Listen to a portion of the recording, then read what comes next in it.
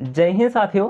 तो आज हम आ चुके हैं एक फर्स्ट क्लास में एक फर्स्ट सेशन के साथ। दोस्तों आपको पता होगा कि अभी जो वैकेंसी आई हुई है अग्निवीर नेवी एसएसआर की और अग्निवीर नेवी एमआर की, तो उसके सिलेबस के बारे में मैं डिस्कस कर चुका हूं और उसका कंप्लीट सिलेबस भी मैं टेलीग्राम पर सेंड कर चुका हूं। दोस्तों इस क्लास में हम डेली जनरल अवेयरनेस के क्वेश्चन पढ़ेंगे। आप लोग को पता होगा कि नेवी एसएसआर और नेवी एमआर दोनों में जनरल अवेयरनेस के 25-25 क्वेश्चन आते हैं। और दोस्तों नेवी एमआर में तो ये 50% हो जाता है, अर्थात नेवी एमआर में आपको पता होगा कि केवल जनरल अवेयरनेस और मैथमेटिक्स यही दो सेक्शन आते हैं नेवी एमआर में, और 25-25 क्वेश्चन यहाँ से आते हैं। और नेवी एसएसआर में 25 क्वेश्चन जनरल अवेयरनेस के आते हैं एक सेक्शन से, जो कि एक सेक्शन होता है चौथा सेक्शन जो नेवी एसएसआर में होता है वो जनरल अवेयरनेस का ही होता है। तो उससे आपके एग्जाम में 25 क्वेश्चन आते हैं।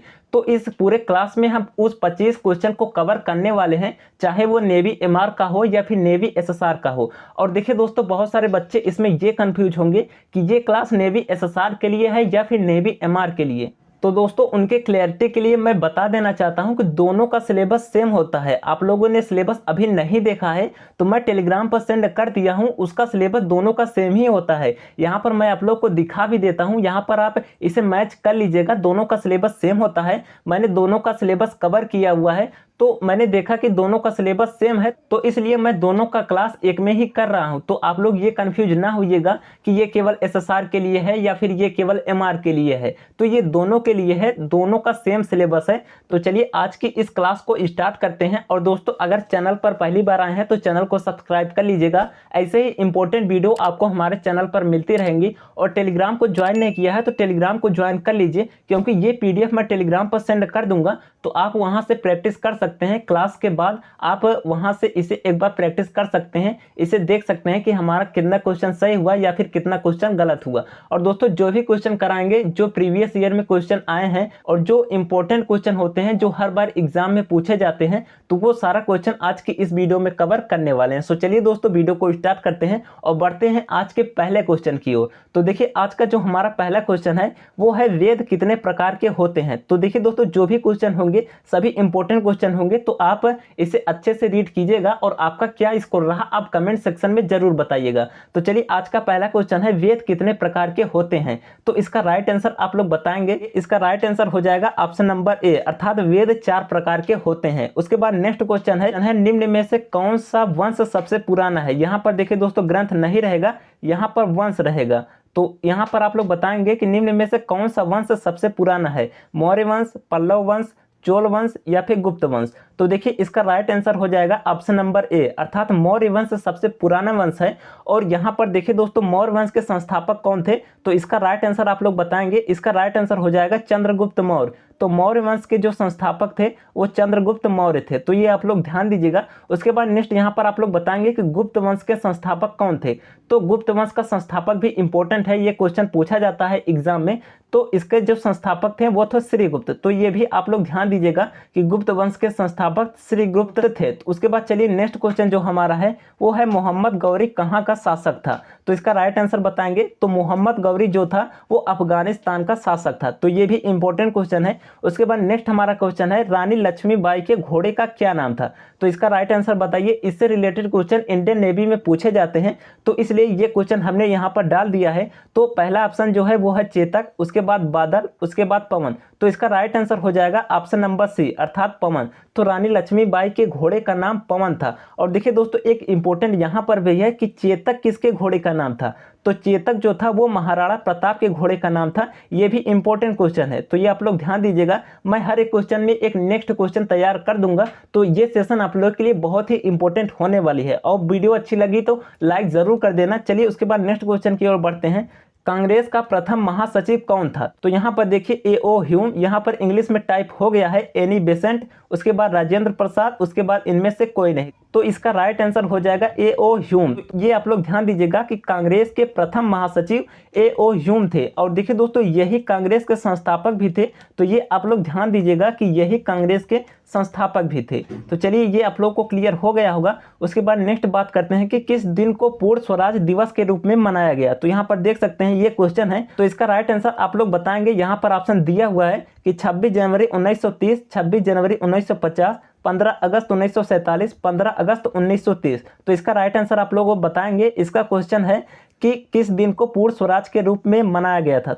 तो यहाँ पर देखिए इसका राइट आंसर जो हो जाएगा वो 26 जनवरी 1930। तो 26 जनवरी 1930 को ही पूर्ण स्वराज की घोषणा कर दी गई थी और इस दिन को ही पूर्ण स्वतंत्रता दिवस भी मनाया गया था 1930 में। तो ये आप लोग ध्यान दीजिएगा कि ये 1930 की बातें हैं। उसके बाद चलिए नेक्स्ट बात करते हैं कि वायसराय भारत में किसका प्रतिनिधित्व करता है। तो यहाँ पर क्वेश्चन आप लोग ध्यान से पढ़िएगा। दोस्तों किसी भी क्वेश्चन को आप सॉल्व करते हैं तो उस क्वेश्चन को सबसे पहले आपको ध्यान से पढ़ना है। तो यहाँ पर आप देख सकते हैं कि वायसराय भारत में किसका प्रतिनिधित्व करता है। तो ब्रिटिश प्रधानमंत्री, ब्रिटिश संसद, ब्रिटिश सिंहासन या फिर ब्रिटिश मंत्रिमंडल। तो इसका राइट आंसर आप लोग बताएंगे। तो इसका राइट आंसर जो है वो है ब्रिटिश सिंहासन। तो ये आप लोग ध्यान दीजिएगा कि ब्रिटिश सिंहासन वायसराय भारत के रूप में काम करता है। तो ये आप लोग ध्यान दीजिएगा। उसके बाद चलिए नेक्स्ट बात करते हैं कि पुनर्जागरण आंदोलन किस देश में शुरू हुआ था। तो यहाँ पर आप देख सकते हैं कि पुनर्जागरण का शुरुआत किस देश में हुआ था। तो ये क्वेश्चन यहाँ पर पूछा जा रहा है। तो इसका राइट आंसर हो जाएगा ऑप्शन नंबर सी अर्थात इटली। नेक्स्ट बात करते हैं कि योजना आयोग की स्थापना किस वर्ष की गई थी। तो यहाँ पर देखिए इसका राइट आंसर आप लोग बताएंगे कि योजना आयोग की स्थापना किस वर्ष की गई थी। तो दोस्तों योजना आयोग की जो गठन की गई थी वो 1950 ईस्वी में की गई थी। तो इसका राइट आंसर हो जाएगा ऑप्शन नंबर बी अर्थात 1950। उसके बाद नेक्स्ट बात करते हैं कि मौलिक अधिकार संविधान के किस भाग में वर्णित है। तो यहाँ पर देखिए दोस्तों ये इंपॉर्टेंट क्वेश्चन है। यहाँ से क्वेश्चन आपके एग्जाम में आते हैं, इंडियन नेवी के एग्जाम में संविधान से भी क्वेश्चन आते हैं और खासकर इसके जो भाग हैं और इसके जो अनुसूची हैं तो उसे आपको कंप्लीट करना होगा। तो इसका राइट आंसर बताएंगे कि मौलिक अधिकार किस भाग में है। तो मौलिक अधिकार भाग 3 में है। तो ये आप लोग ध्यान दीजिएगा कि मौलिक अधिकार भाग 3 में वर्णित है। और उसके बाद यहाँ पर बताइए भाग 2 में कौन सा अधिकार है। तो भाग 2 में नागरिकता का वर्णन है। तो ये आप लोग ध्यान दीजिएगा कि भाग 2 में नागरिकता का वर्णन है। उसके बाद यहाँ पर एक और इंपॉर्टेंट पूछा जाता है कि भाग 4 में कौन सा है। तो देखिए दोस्तों भाग 4 में मौलिक कर्तव्य है। हमारा जो फंडामेंटल ड्यूटी है वो मौलिक कर्तव्य वो भाग 4 में वर्णित है, वो भी भाग 4 के ए में। ऐसा ऑप्शन देगा भाग 4 ए। तो इसका जो राइट आंसर हो जाएगा भाग 4 ए में मौलिक कर्तव्य वर्णन है। तो ये आप लोग ध्यान दीजिएगा कि मौलिक कर्तव्य वर्णन है, ना कि मौलिक अधिकार। और मौलिक अधिकार भाग 2 में वर्णित है। उसके बाद चलिए नेक्स्ट बात करते हैं कि निम्न में से कौन सी गैर संवैधानिक संस्था है। तो इसका राइट आंसर आप लोग बताएंगे कि गैर संवैधानिक संस्था कौन सा है। तो यहाँ पर ऑप्शन दिया हुआ है कि लोक आयोग, योजना आयोग, वित्त आयोग और या फिर चुनाव आयोग। तो दोस्तों इसका राइट आंसर जो हो जाएगा वो होगा योजना आयोग। बाकी दोस्तों लोक सेवा आयोग अर्थात यूपीएससी जो होता है ये भी एक संवैधानिक संस्था है। इसका वर्णन संविधान में किया गया है। तो इसीलिए आप लोग देखते होंगे कि यूपीएससी की परीक्षा हर साल होती है। यही कारण है क्योंकि इसका वर्णन संविधान में किया गया है। तो यूपीएससी की परीक्षा हर बार होती है। ये एक संवैधानिक संस्था है। बाकी वित्त आयोग भी संवैधानिक संस्था है। तो यहाँ पर योजना आयोग जो है ये संवैधानिक संस्था नहीं है, किंतु संविधान एक एक्सपेक्टेशन करता है कि जो राज्य सरकार है या फिर केंद्र सरकार है वो कुछ नीति निर्देशक तत्वों के साथ अपना काम करेंगी, तो उसका वर्णन है। तो योजना आयोग जो है वो एक संवैधानिक संस्था नहीं है। उसके बाद चलिए नेक्स्ट बात करते हैं कि निम्न में से कौन सा देश सार्क का सदस्य नहीं है। तो यहाँ से भी क्वेश्चन पूछे जाते हैं, जो अंतर्राष्ट्रीय संगठन है तो उससे भी क्वेश्चन पूछे जाते हैं। तो भारत, वर्मा, श्रीलंका, मालदीव। तो यहाँ पर देखिए दोस्तों इसका राइट आंसर हो जाएगा ऑप्शन नंबर बी अर्थात वर्मा। तो वर्मा जो है वो सार्क का सदस्य नहीं है, किंतु भारत भी सार्क का सदस्य है। और देखिए दोस्तों यहाँ पर एक इंपॉर्टेंट क्वेश्चन है कि सार्क में कितने देश होते हैं। तो ये भी आप लोगों को याद रखना है कि सार्क में टोटल 7 देश होते हैं। तो ये आप लोग ध्यान दीजिएगा। तो भारत भी सार्क में सम्मिलित है, उसके बाद श्रीलंका भी सम्मिलित है, मालदीव भी सम्मिलित है। उसके बाद जो यहाँ पर 3 देश हो गए, उसके बाद जो 4 देश आते हैं उसमें से हमारा आता है बांग्लादेश आता है, पाकिस्तान आता है, उसके बाद नेपाल आता है, उसके बाद भूटान आता है। तो ये 4 देश हो गए। बाकी भारत, श्रीलंका, मालदीव, टोटल मिलाकर 7 देश होते हैं सार्क में। तो सार्क में टोटल 7 देश होते हैं। तो चलिए उसके बाद नेक्स्ट बात करते हैं। नेक्स्ट हमारा जो क्वेश्चन है, निम्न में से किस ग्रह का प्राकृतिक उपग्रह नहीं है। तो इसका राइट आंसर बताएंगे शुक्र, पृथ्वी, मंगल, बृहस्पति। तो इसका राइट आंसर हो जाएगा ऑप्शन नंबर ए अर्थात शुक्र। तो शुक्र का कोई प्राकृतिक उपग्रह नहीं है। और देखिए दोस्तों शुक्र जो है वो सबसे चमकीला ग्रह भी है। तो ये भी क्वेश्चन आपके एग्जाम में पूछा जाता है। ये बहुत ही इंपॉर्टेंट है कि सबसे चमकीला ग्रह कौन सा है। तो सबसे चमकीला ग्रह शुक्र शुक्र है। उसके बाद चलिए नेक्स्ट बात करते हैं कि भूमध्य रेखा कितने अक्षांश से होकर गुजरती है।